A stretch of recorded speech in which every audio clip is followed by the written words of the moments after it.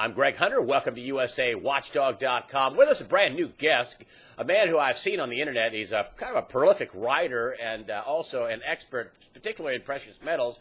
We have a new guest, and his name is John Embry. He is the Chief Investment Strategy. Of course, you see the background in John there at Sprott Asset Management. John Embry, thank you so much for joining us today on USA Watchdog. It's my distinct pleasure, Greg.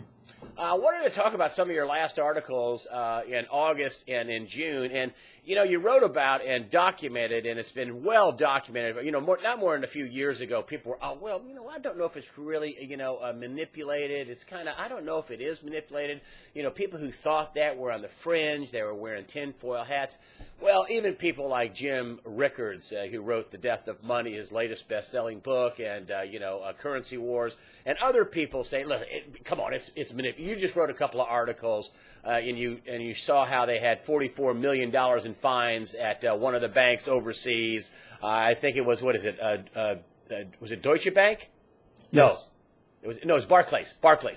Barclays Bank had a 44. Yeah, you know, and then you had the German regulators talking about, how BaFin, how the top head of BaFin saying it could be worse than LIBOR, which is, hundreds of trillions of dollars in interest rate rigging. And I want to get to past the whether or not it's rigged or not, because I think you have laid out your case, as in many other people, a lot of people have laid out their case. The market's 100% rigged. I want to kind of get to the end game. And what it is, it's going to cause the end game. We've had, Eric Sprott on here saying that they're running on fumes in terms of gold and silver. I want to talk about silver here, too, but, where they have to have the metal to rig it. Where is the end game in your estimation? Where are we headed? Well, I think we're very close now, Greg, in the sense that the physical supplies of both gold and silver are being diminished at a fast clip. I just saw that Indian imports were up 176% in the latest month. And it's all gold or silver? This is gold, sorry. Yeah. And this basically suggests that all this gold and silver is headed from west to east. And I think this is a very, very disturbing development for all of us who live in the West. The timing of it remains imprecise. I think because the takedown in the paper markets are so aggressive at this point that there's something going on behind the curtain which suggests to me that things are getting very close to reaching a head. And we won't know till it happens, but I think you've got to be on the right side of the trade the moment it happens. You can't be late.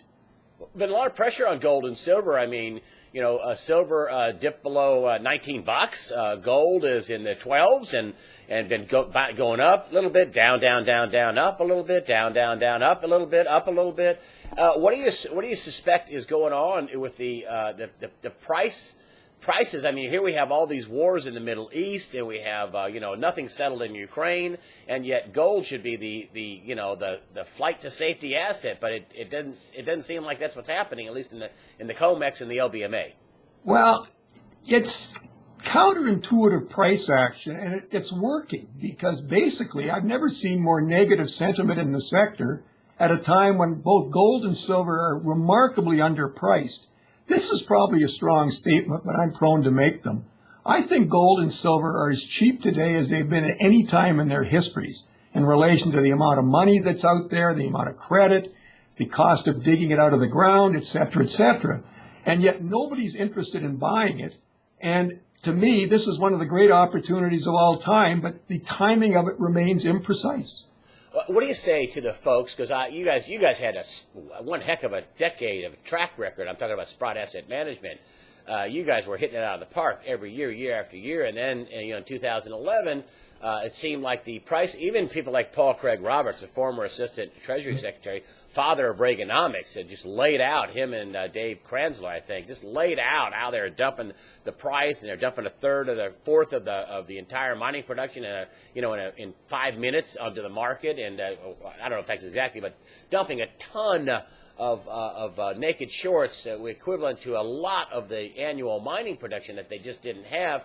Well, what, in your estimation, is that what got some of the guys picking gold and silver to go higher? Is that because the debt's going higher? Is that why you missed it so much? Is that, did you not see the manipulation coming which is off the charts. This is an excellent question, Greg. I think what we missed, and I've been thinking about it a lot, is that we didn't fully understand the extent of the new financial innovation. I mean, what you have today between derivatives, high-frequency trading, algorithm programs, and what have you, you can do amazing damage to markets and put them almost anywhere you want. And the only thing that can stop something in the case of gold and silver is there is a physical context to it. And it's our opinion that the physical supply of gold and silver is reaching critically low levels. And when that day has arrived, I think the pricing mechanism will turn over to the physical market away from the paper market. And the people that are short the paper market are going to have a religious experience. Do you think that the market turns up this year? I had Harvey Organ on. I think you know who he is. I know Harvey, sure. He's a private individual, but a smart guy. Been running a blog since 1999. He is a great student of the physical markets, and he thinks that it'll come unglued this year because of China. Their market they're going to run out of silver this year, and after they run out of silver, people will say, "Where's the gold?" What do you think about something big happening before the end of 2014? Other people say Martin Armstrong had him on and says, "I know gold's going to go down to possibly 600, maybe 800 or 900, and it's not going to turn back up until 2015." I pretty know where you are, but what's going to happen? What do you think is going to happen? Well, I take exception to these people that think that gold is going to 600, 900. I mean, the gold companies themselves today, if they fell to those levels, there would be no more gold mining activity. So I take that with a grain of salt. And basically, the price of gold doesn't go down in that sense. What you're saying is that the price of paper currency is going up. And I mean, in the context of today where they're printing money hand over fist globally, I mean, how can that be? So I take exception to that. But the timing of when it breaks away in the upside is indeterminate. I have been on record for some time as thinking it would happen before year end. And like a lot of people were talking optimistically about September because historically it's the best month for returns in gold. And besides, people were coming back and there'd be more attention paid to it. And naturally, the paper shorts came out and they crushed the market at the beginning of September. But I think it will pass. Whether it happens before the year end is I don't know. But the key thing is you must own it. You must own physical outside of the banking system. And I think the stocks are remarkably cheap. And when the gold and silver moves up sharply, which will at some point in the not too distant future, the explosion in the price of the gold and silver shares will be astounding. My question also is, don't the powers that be know what, I mean, there's smart people out there doing this. They're not stupid. Don't they know? I totally agree. Don't they know this is going to ricochet back up? Are the people suppressing it? Are they going to be the guys on the other side driving it back up? What are the powers that be? What is their mindset, you think? Because you guys run an $8 billion fund. I mean, you're heavily involved in this market. What do you think they're thinking, and what do you think their end game is? Well, that's an excellent question because I think and there's been a lot of papers written that show there's an empirical relationship between gold and real interest rates. And if the gold price were to truly reflect what is going on in monetary policy today, I think real interest rates would rise quite significantly. And given the amount of debt that's polluting the world system and the banking system, this would put paid to the banking system and most particularly the derivatives that are all through the banking system. So to me, this is the end game, and that's why it's so vicious in terms of the paper suppression right now, because basically when this turns, it's going to change a lot of things. Go ahead. That's basically it. So, I mean, I think that's why they're being so aggressive in maintaining this pressure on the gold and silver price. Silver's remarkable. I mean, I don't think you can dig it out of a pure silver market mine now for less than $25 an ounce, and it trades at $18.60. It's not like gold. There's not a huge above ground inventory, and 75% of silver is consumed in growing industrial uses. I'm amazed that the silver prices remained this low this long, but it's part of the suppression because it's the most vulnerable part of it from the suppressor's point of view.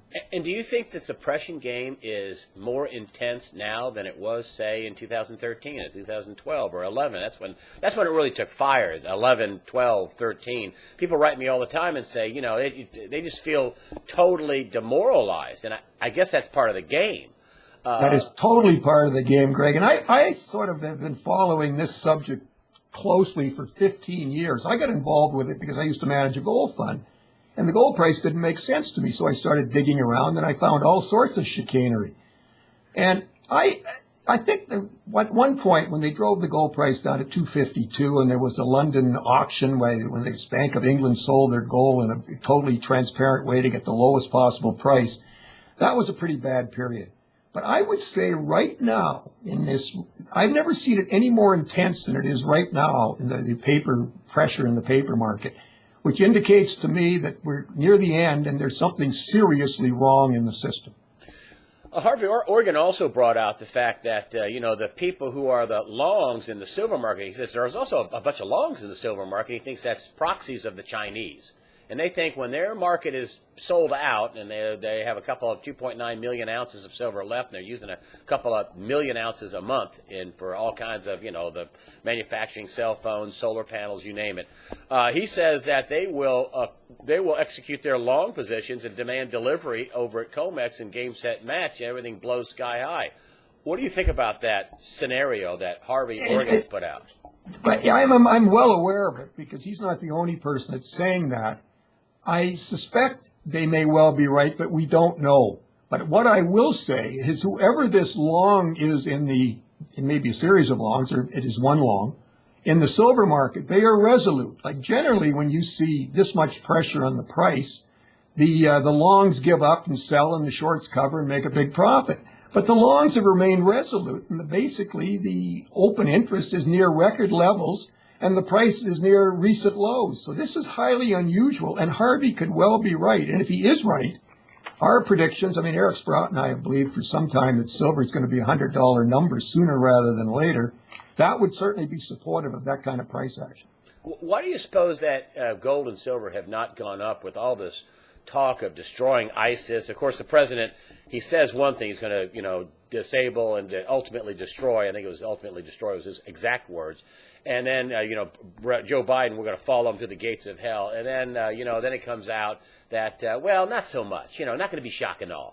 And no boots on the ground, of course, no boots on the ground. It's like, and plus, then there's the whole idea where it looks like the U.S. armed, at least in part, ISIS, Al-Qaeda, it just looks very mixed up, screwed up. And it just seems to me people would want to run to, no matter what you think it is, people would run to gold and silver. Why don't you think that's happening?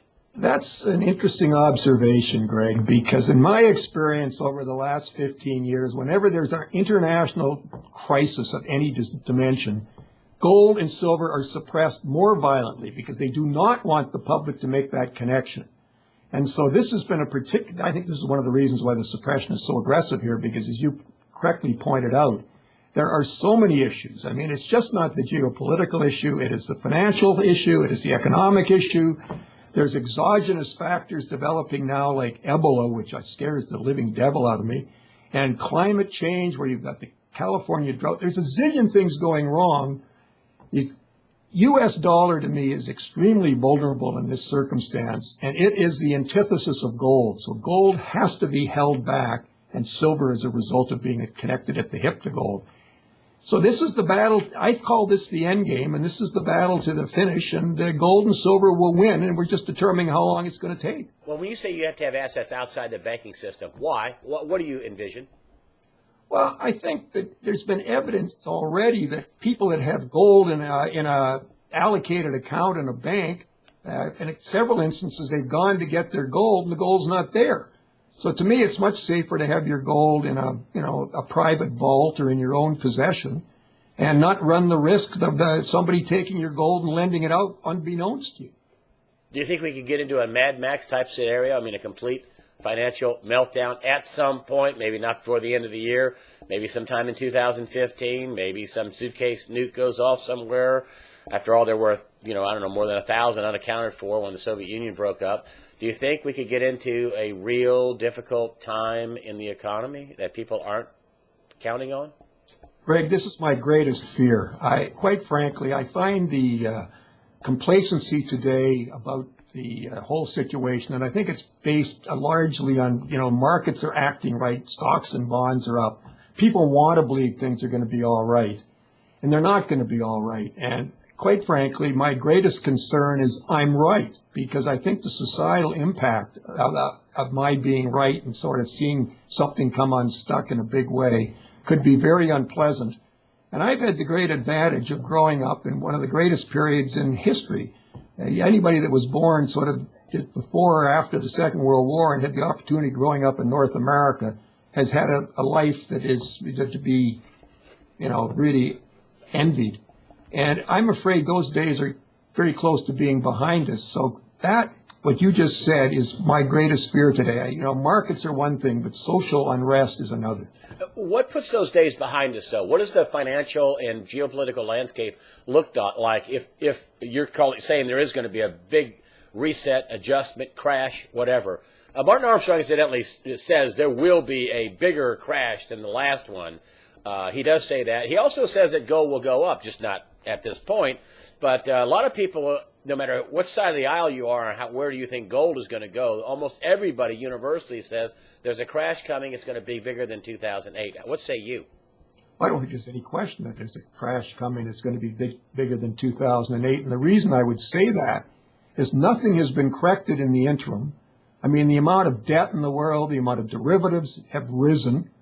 And as a result, when the next crash comes, and it will come, all the ammunition has been fired. I mean, the last time the sovereigns bailed out the banks, but now the sovereigns are technically bankrupt. So you can't do that again.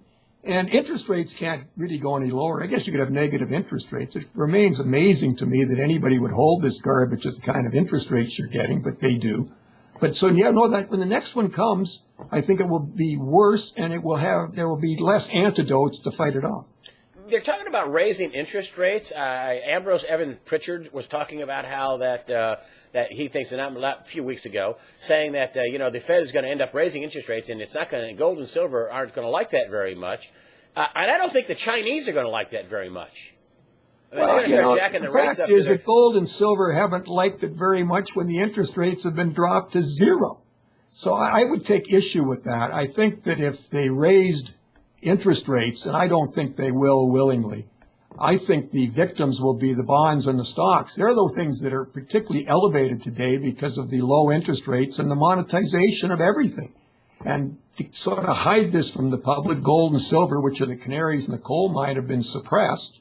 And the financial assets have elevated to levels which make no sense whatsoever. They're grotesquely overvalued. Well, am I getting this wrong? Because I'm just a reporter. But if they start raising interest rates, and I'm China, I'm holding on to $1 trillion worth of bonds, and the rest of the world's holding on to trillions and trillions of dollars of our treasury debt, isn't everybody going to sell? Well, it's interesting because I think the Chinese down deep know they're going to lose some money on their American paper. And that's one reason why they've been tearing all over the world, buying every physical thing they can get their hands on. I mean, I think they have the largest stash of gold in the world by now by a large margin, even though they don't report it. And I think they've been buying up everything in Africa they can get their hands on. And it's a matter, they're going to have to take a loss. I think they realize that. But when you think about it, when it's all over, they're going to have all the gold. They're going to have a totally modern infrastructure. And we're going to be bankrupt with a crumbling infrastructure. So there's going to be no big winner, but I think the winners will be in the East, not in the West. But their last gasp, when they know, Rob Kirby came on and said that this is going to end when the Chinese no longer can get any gold. That is absolutely right. I know Rob well, and I have an enormous regard for him, and he's absolutely right. I think that people say, well, how come the price keeps going down? Yeah, I said, well, the Chinese are trying to get every single ounce at a good price they can.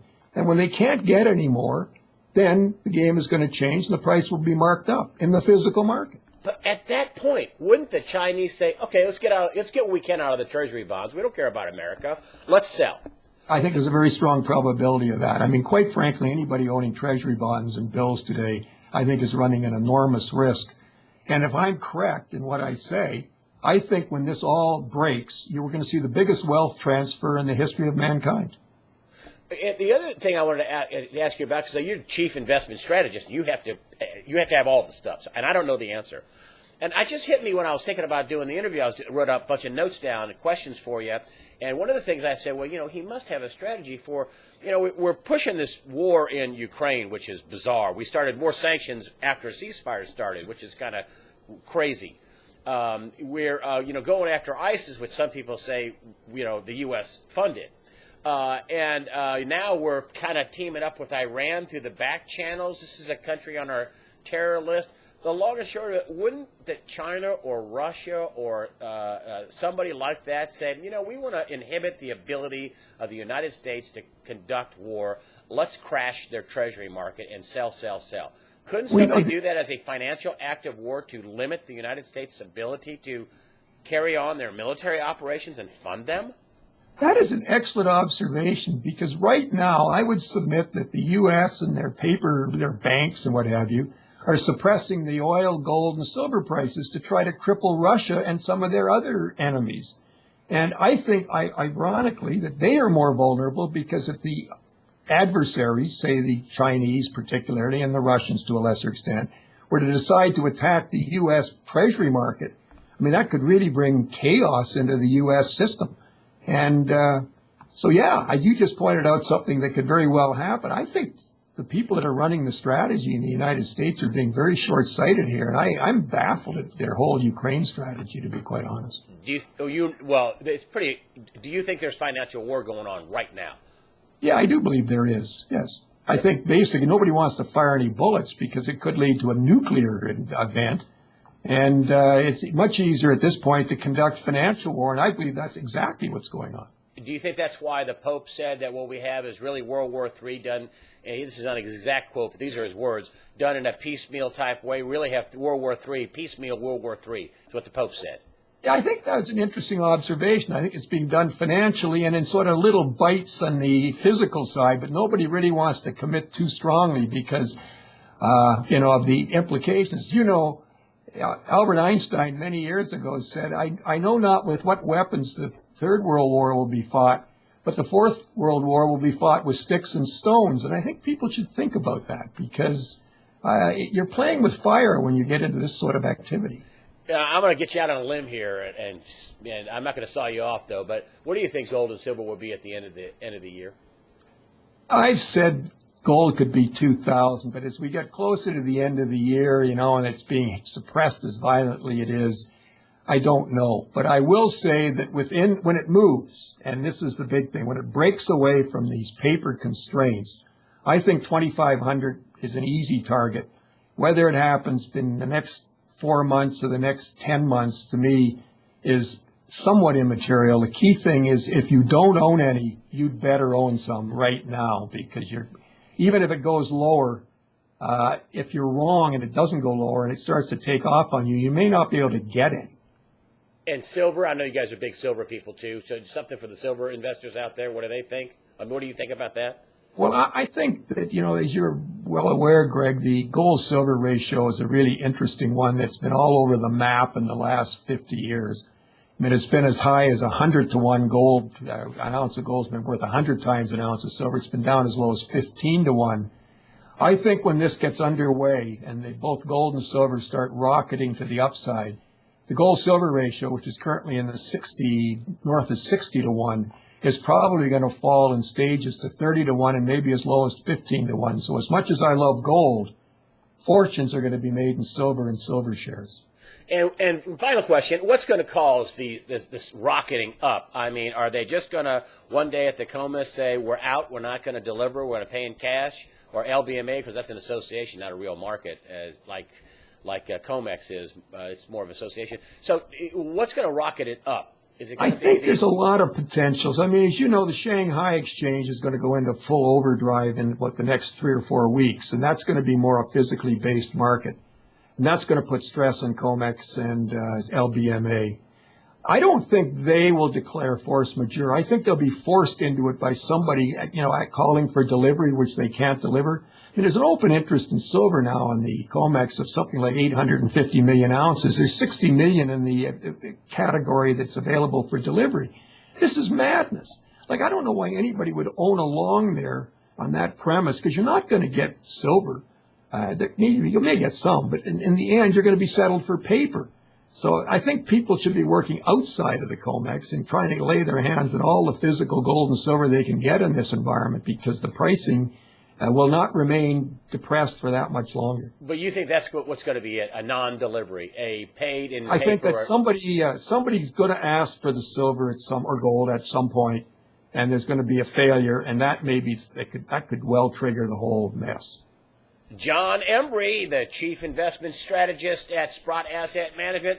Thank you, John, for coming to us and on USA Watchdog and giving us your analysis of the gold and silver market. Thank you very much. Ray, it was my pleasure, I assure you.